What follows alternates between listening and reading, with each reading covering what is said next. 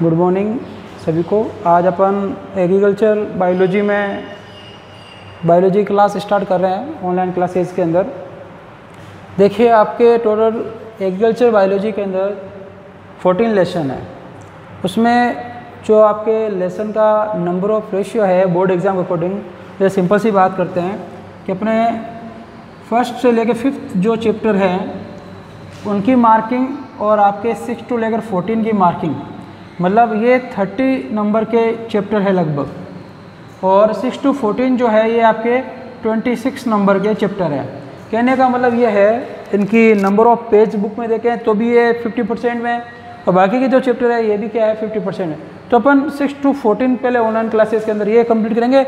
Last में सिर्फ ये जो लेंथी चैप्टर है 1 to 5th लेसन ये कंप्लीट करेंगे। और एग्रीकल्चर बायोलॉजी आपको पता है कि जो आप 11th में पढ़ के आए हैं उनसे लिंक तो है, लेकिन कुछ चैप्टर है, बाकी कुछ चैप्टर आपके प्योर एग्रीकल्चर के जो सब्जेक्ट होने चाहिए वाले उससे बिलोंग करते हैं, तो उनकी भी बात करेंगे। कोई दिक्कत नहीं, सभी एक चैप्टर आराम से चलेंगे, कोई दिक्कत नहीं है। थोड़ा से आपके एग्रीकल्चर से ज़्यादा बिलोंग है, जैसे पादपों के नाम है, उनके वैज्ञानिक नाम है, जैसे भिंडी का पिसिरा मोजे क्या है, बहुत से अजीब अजीब से नाम है। कोई चिंता नहीं, अपन अच्छे से तैयार करेंगे, कोई तकलीफ नहीं आएगी। लेकिन अपन सबसे पहले 6 to 14 कंप्लीट करेंगे। ये थोड़ा शॉर्ट भी है, ज़्यादा चैप्टर लंबे भी नहीं है, लेंथी भी नहीं है, और जल्दी कंप्लीट हो जाएंगे। उसके बाद 1 to 5th अपन शुरू करेंगे।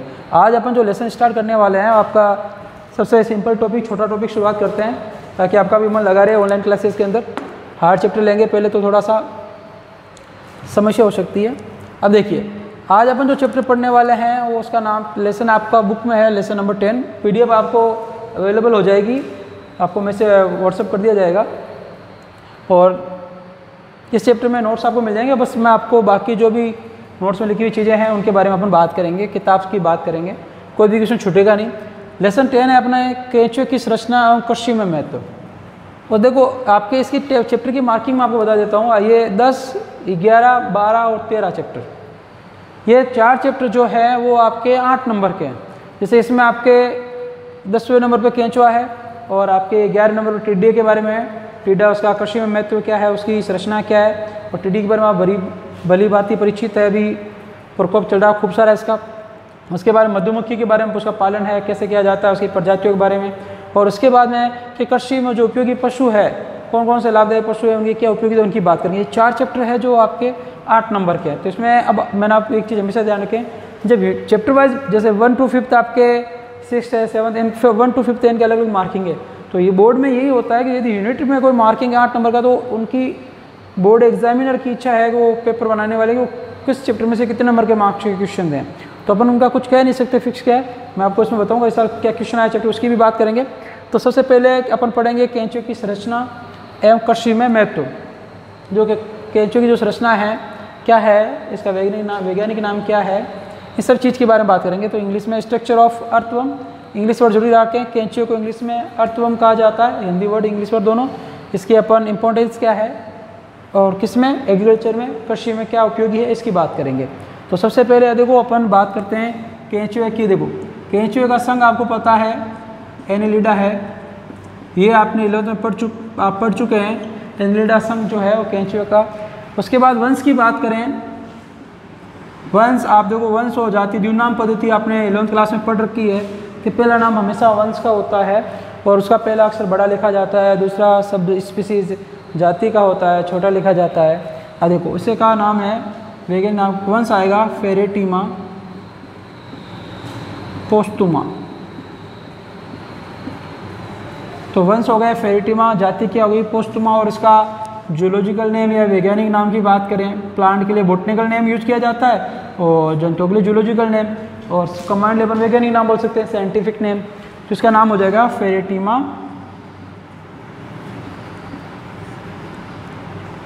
पोस्टुमा, ये इसका वैज्ञानिक नाम हो गया। तो पहली चीज़ क्लियर, इंग्लिश में केंचुए को क्या कहते हैं अर्थवर्म, थोड़ा ध्यान रखना नॉलेज के लिए।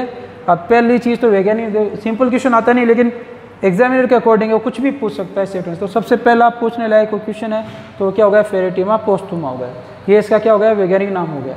अब केंचुए के बारे में बात करते हैं। केंचुआ क्या है, इसकी बाह्य संरचना की बात करेंगे कि भाई केंचुआ क्या है, इसकी क्या संरचना। जैसे आप जानते हैं केंचुए को किसान का मित्र कहते हैं, छोटी क्लास में पढ़ चुके हैं, 11th क्लास में भी आपके हैं।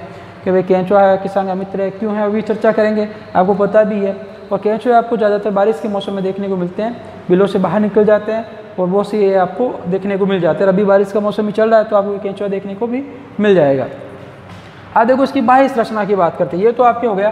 तो बाह्य संरचना, तो केंचुए की बाह्य संरचना क्या है, एक्सटर्नल स्ट्रक्चर की बात करेंगे कि भाई जो केंचुआ होता है इसकी बाह्य संरचना क्या होती है, क्या नहीं होता है। देखो सबसे पहले केंचुआ जो होता है द्विपार्श्व समिति दर्शाता है, द्विपार्श्व समिति। देखो द्विपार्श्व समिति क्या होता है इसकी बात करते हैं।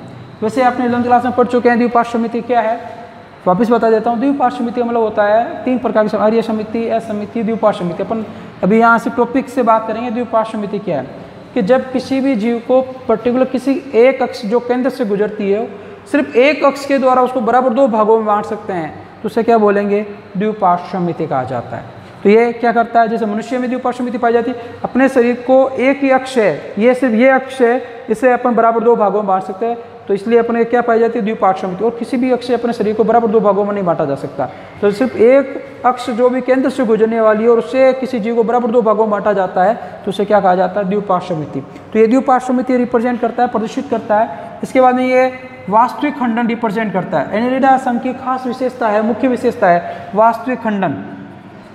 खंडन के विखंडन के एक बात है, वास्तविक खंडन, विखंडन, मेटामेरिक सेगमेंटेशन कहा जाता है कि जब जीव बाहर से शरीर क्या दिखे, खंडों में दिखे, अंदर भी शरीर क्या हो, खंडों में हो, तो उसे क्या कहते हैं, वास्तविक खंडन पाया जाता है। तो द्विपार्श्व समिति वास्तविक खंडन पाया जाता है इसके अंदर।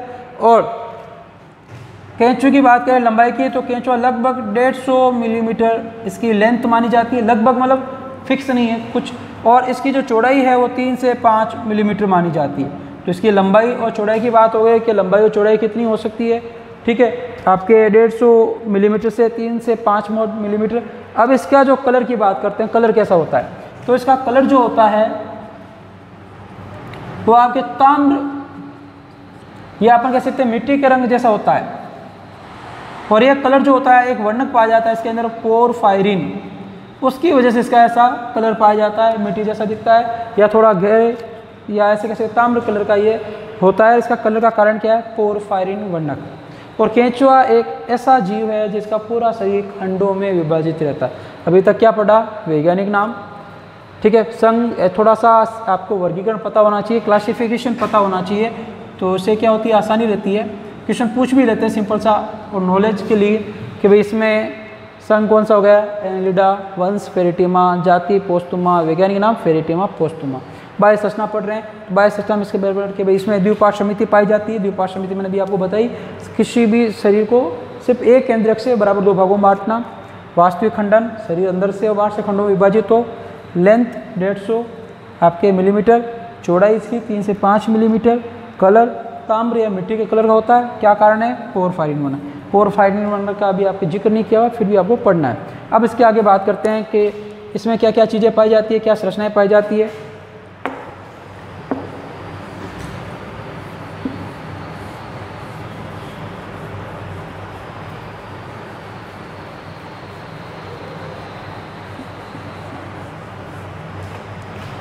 अब देखिए आप आगे किसकी बात करते हैं कि इसके शरीर खंडन की बात करते हैं, कितने खंड पाए जाते हैं। तो इसके शरीर में आपके 100 से 120 खंड पाए जाते हैं, कम से कम 100 और मैक्सिमम 120 खंड, लगभग मतलब ऊपर नीचे हो सकता है। तो इसके शरीर में खंडों की संख्या कितनी है, 100 से 120 इसके शरीर में खंड पाए जाते हैं। और सभी खंडों में अलग अलग जनन अंग, अलग अलग संरचनाएँ इसमें पाई जाती है। अब देखिए इसमें महत्वपूर्ण बात करें तो एक देखो क्लाइटेलम की बात करते हैं। रुको, क्लाइटेलम से पहले अपन थोड़ा सा इसकी संरचना की बात कर लेते हैं कि भाई कि केंचुआ जो होता है उसके अंदर सिर का अभाव होता है। तो उसकी बात संरचना पहले मुंह से शुरू करते हैं, फिर आगे खंडों तक पहुंचेंगे कि सिर का अभाव रहेगा इस केंचुए के अंदर, मुख्य रूप से सिर का अभाव रहेगा। उसके बाद में क्या है, इसके अंदर जो मुख होता है, देखो केंचुए की बनाए संरचना थोड़ी सी, जैसे इसके पहला खंड बनाया ये और ये ऊपर से संरचनाएं पाई जाती है इसके, ऐसे इस प्रकार से केंचुआ ऐसे बॉडी बनाए पूरी। तो केंचुए के अंदर जो फर्स्ट वाला खंड होता है, इसके पास जो मुख पाया जाता है, इस मुख के आगे एक मांसल, मांसल थोड़ा सा, मांसल होता है मोटा, जैसे अपन बोलते हैं मांसल पत्तियाँ जब मोटी हो जाती है भोजन का संचय की वजह से, तो मांसल पर्वत, पर्वत ये अपन कह सकते हैं कुछ संरचना पाई जाती है जिसे क्या कहा जाता है, प्रोस्टोमियम। अब प्रोस्टोमियम का कार्य क्या है कि बिल बनाने में, जब मिट्टी को खोदने में कार्य करेगी, इस प्रकार से काम आता है। और जो पहले खंड में मुख पाया जाता है इसे कहा जाता है परितुंड, जो मुख होता है उसे क्या कहा जाता है, परितुंड, या इसे कहा जाता है पेरिस्टोमियम।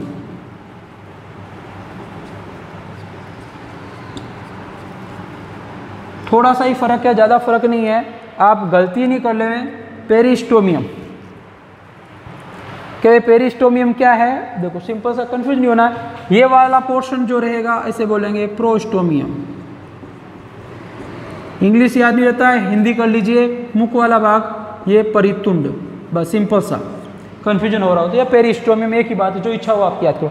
तो ये वाला भाग तो प्रोस्टोमियम जिसे कहता है मांसल पर्वत, और ये जो वाला भाग है पोर्शन मुख जो पाया जाता है उसे क्या कहेंगे, परितुंड। याद रहेगा, सिंपल सी पॉइंट्स कि भाई सिर का अभाव होता है, मुख पाया जाता है जो आपके अर्धचंद्राकार होठों से घिरा होता है। अर्धचंद्राकार मतलब देखो चंद्राकार तो पूरा होता है, ये पूरा चंद्र होता है, अर्धचंद्राकार मतलब इस प्रकार से, तो अर्धचंद्राकार ये वाले देखो, ये होठ पाए जाते हैं। तो इसमें क्या पाए जाते हैं, अर्धचंद्राकार होठ पाए जाते हैं, ओष्ठ पाए जाते हैं, जिसके पास मुख पाया जाता है, जिसे परितुंड या पेरिस्टोमियम कहा जाता है।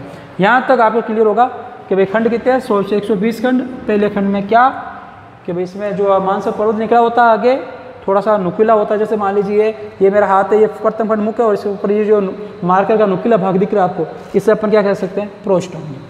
कोई भी कन्फ्यूजन नहीं होगा, नाम थोड़ा तो हिंदी एक याद कर लीजिए, बाकी इंग्लिश करें सबसे बेस्ट है। और अर्धचंद्राकार होठ पाए जाते हैं। अब ये बात हो, अब आगे आप बात करते हैं अपन क्लाइटेलम की। तो क्लाइटेलम एग्जाम के अकॉर्डिंग महत्वपूर्ण है। देखो क्यों, कि वे कैंचों में पूरा अपने एग्जाम में ऐसा नहीं पूछा जाता है। कैंचों में मुख्य क्वेश्चन क्या बनते हैं, खंडों से क्वेश्चन बनते हैं। वे कौन से खंड में नर जननांग पाया जाता है, कौन से खंड में मादा जननांग पाया जाता है, कितने पाए जाते हैं।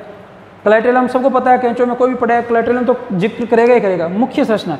लेकिन खंड कौन से पाया, ये याद नहीं रहता, तो कैंचो क्लाइटेलम का खंड हो तो खंडों को अपन को याद रखना है। अमाशय कौन से खंड में पाया जाता है, हृदय कौन से खंड में पाया जाता है, या आपके रक्तवाहिनियाँ कौन से खंड में पाई जाती है। तो खंडों का महत्वपूर्ण, मैं पहले कह रहा हूँ खंड पे ज़्यादा क्वेश्चन बनेंगे, 1 नंबर का क्वेश्चन बनने चांस है, तो खंडों को ध्यान है। तो पहला क्वेश्चन क्लाइटेलम, इसके कौन से खंड में पाया जाता है, जो 14, 15, 16 याद रखें।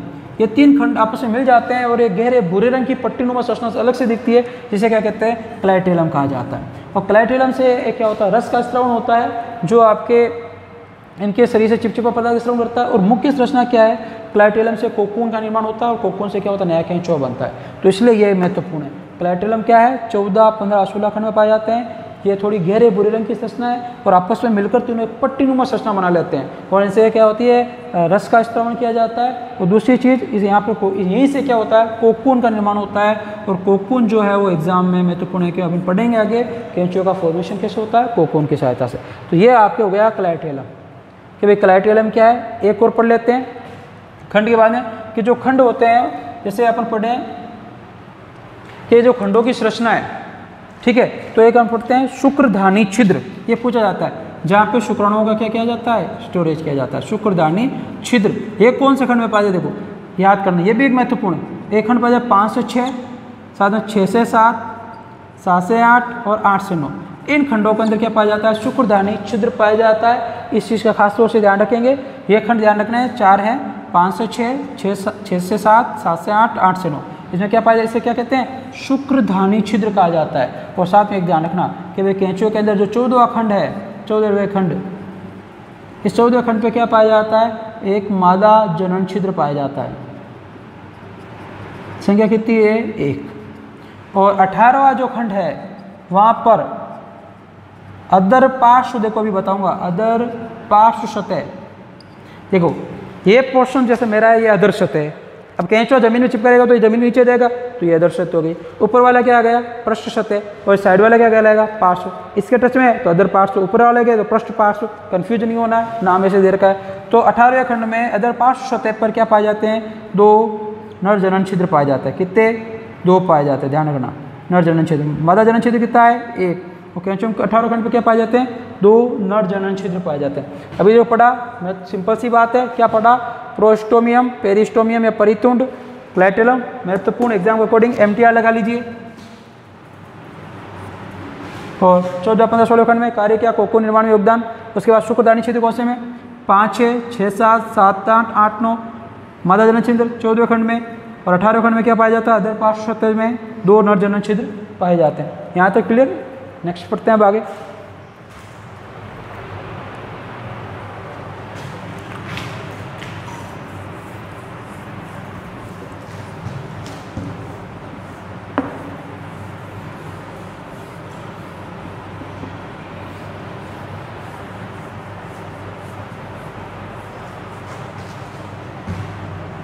देखिए अब आगे बात करते हैं अपन। एक इनमें संरचना पाई जाती है सिटी। क्या पाई जाती है सिटी पाई जाती है। सिटी क्या है सिटी या सूप कहा जाता है।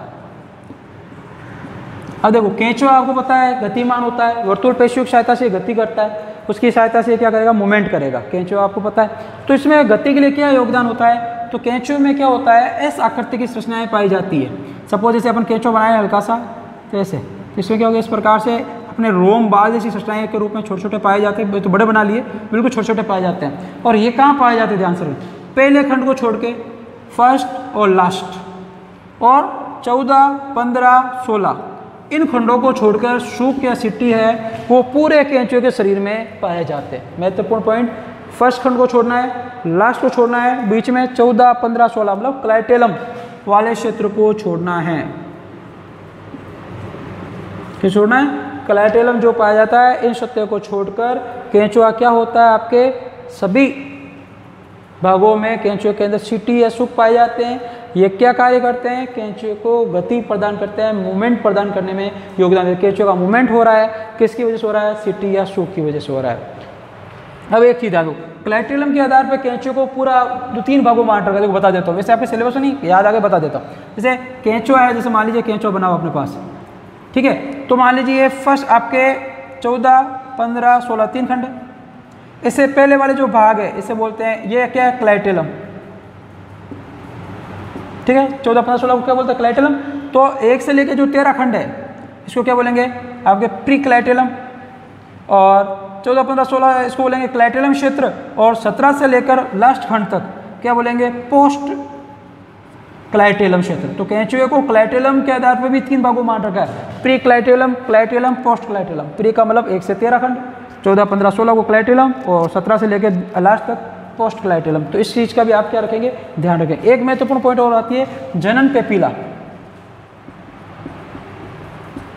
जनन पेपीला क्या होती है कि जो जनन पेपीला का मतलब हो गया आपके कि केंचुए के अंदर जनन पेपीला पाई जाती है आपके कौन से खंड में 17 और वे 19 खंड में जनन पेपीला पाई जाती है, जो क्या करती है आपके इनसे ये एक छिछले प्याले नुमा संरचनाएं होती है और जो आपके जनन क्रिया के अंदर योगदान देती है।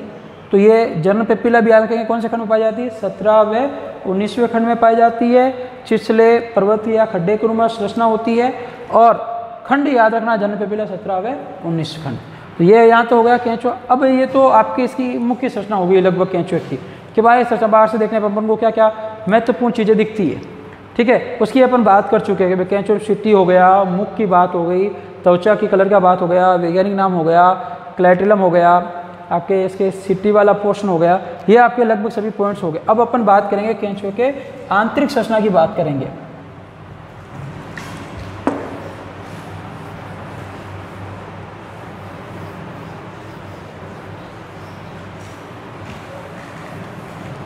देखिए आंतरिक संरचना में बात करें और आपको पता होगा केंचुआ एक क्या है इंटरनल स्ट्रक्चर बात है उभयलिंगी प्राणी है, बाइसेक्सुअल है, नर और मादा जनांग जिसमें एक में पाए जाते हैं उसे क्या कहते हैं उभयलिंगी कहते हैं। तो केंचुए के अंदर नर और मादा जनांग एक ही केंचुए में पाए जाते हैं। अब देखो आंतरिक संरचना में पहले बात करेंगे श्वसन तंत्र की कि भाई केंचुआ जो है या अपन अर्थवर्म के इसका श्वसन वाला कैसे श्वसन क्रिया करता है। तो केंचुए श्वसन क्रिया की बात करो, केंचुए में कोई श्वसन तंत्र नहीं पाया जाता है। जैसे अंदर अपने अंदर श्वसन क्रिया में फेफड़े योगदान देते हैं, इनमें ऐसा कुछ नहीं होता है। तो इनमें श्वसन कैसा होता है इनकी त्वचा जो होती है उसके द्वारा होता है। तो ये त्वचा क्या होती है नम रखते होते, इसलिए नम आर्द्रता वाले क्षेत्र जहाँ गीली मिट्टी होती है वहाँ पर ये पाए जाते हैं, ताकि इनकी त्वचा में क्या हो, नमी बनी रहे और उस नमी की वजह से क्या करते हैं, श्वसन क्रिया करते हैं। और ये जो श्वसन क्रिया करते हैं, जो ऑक्सीजन होती है इनमें देहगुह्य तरल जो पाया जाता है उसमें मिल जाती है ऑक्सीजन।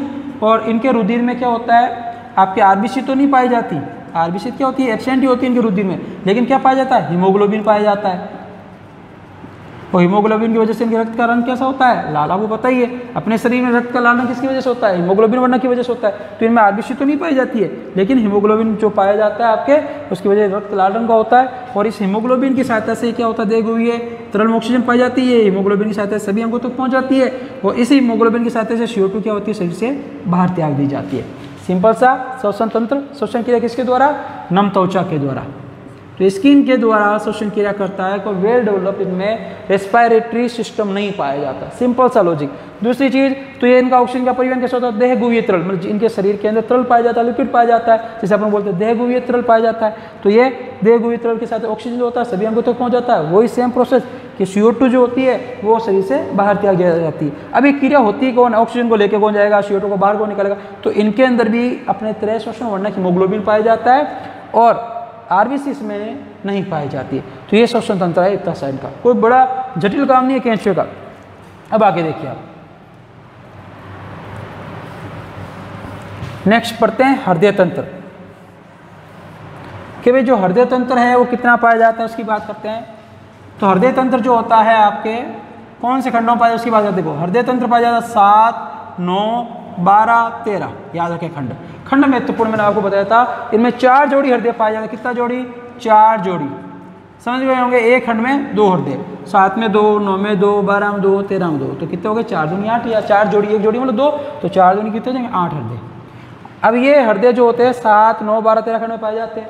और इनके अंदर चौथे, 5वें और 6ठे खंड के अंदर रुधिर वाहिनियाँ पाई जाती है। क्या पाई जाती है, रुधिर वाहिनियाँ पाई जाती है, जिसका कार्य क्या है, रुधिर का या हीमोग्लोबिन का निर्माण करना, उसका परिवहन करना। इस प्रकार से हृदय की सहायता से क्या होता है, 7, 9, 12, 13 खंड की सहायता से रुधिर का परिवहन होता है, हीमोग्लोबिन वर्णक पाया जाता है, आरबीसी एब्सेंट रहती है।